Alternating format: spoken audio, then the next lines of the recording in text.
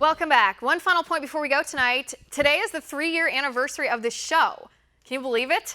Happy birthday to Tipping Point. It would be an understatement to say what a wild adventure that this has been. I have enough stories to fill an entire shelf of books, and I will tell all the stories sometime. But right now, can I tell you why I'm proud of this show? Proud of what we do on this show? Our mantra on Tipping Point is to cover underreported stories. Stories the mainstream media ignores, the facts and the numbers, to make sure you know the truth that politicians don't want you to hear. And this is just a tiny glimpse of all the amazing things that we've accomplished these past 3 years. We've grown this show to be a top-rated show on this network, and we have millions of people who see our videos also online every year. 20 million people watched us expose the Women's March for the frauds they are right after President Trump was elected. Take a look. You don't stand up for the women in Iran, Iraq, Pakistan, Saudi Arabia, Syria, Yemen, and the Sudan who were mutilated, oppressed, and killed because they're girls. You don't stand up for the Yazidi girls who were burned alive in a metal cage because no doesn't mean no to ISIS. You don't stand up for Christian women, business owners whose shops were shut down because the government didn't like their religious beliefs. 20 million more people watched us explain the slippery slope of transgenderism and what happens when we let government redefine reality and ignore the truth. Watch.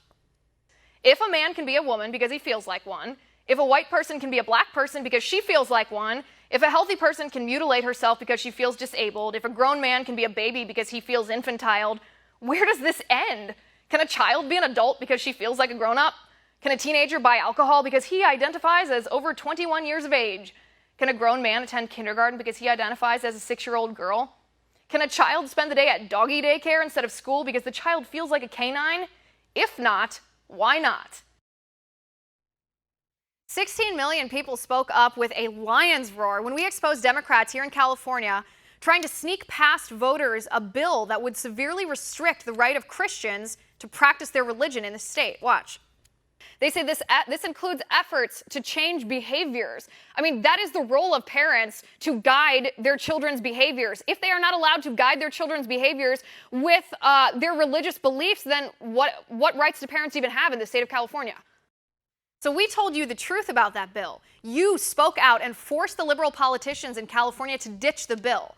That's the power that we have together. California, remember, has a supermajority of Democrats.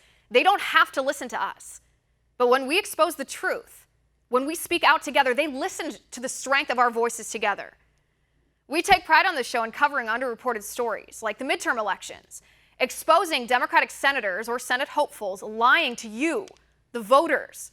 We've covered underreported stories like Gosnell, voter fraud, the Center for Medical Progress videos that show Planned Parenthood's aborted baby body parts business.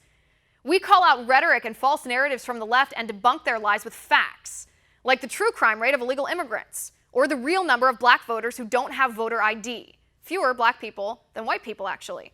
We debate Democrats every night on this show so that we're practicing what we preach. We bring our conservative ideas to the court of public opinion. The Democrats bring their ideas, and we debate. And we win a lot.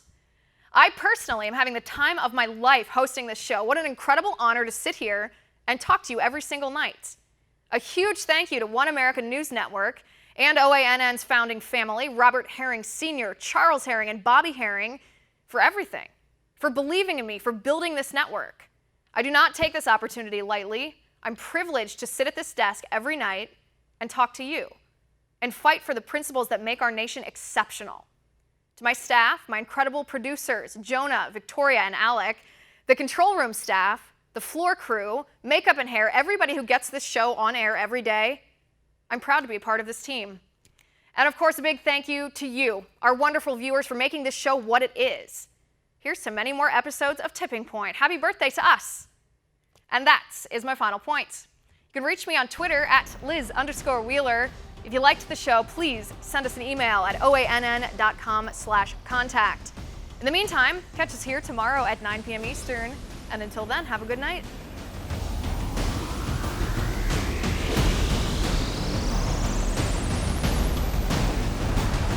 Want to see more videos like this? Click on the link below and subscribe to One American News on YouTube. And call your cable provider and kindly demand that One American News is added to your lineup. Call and subscribe today.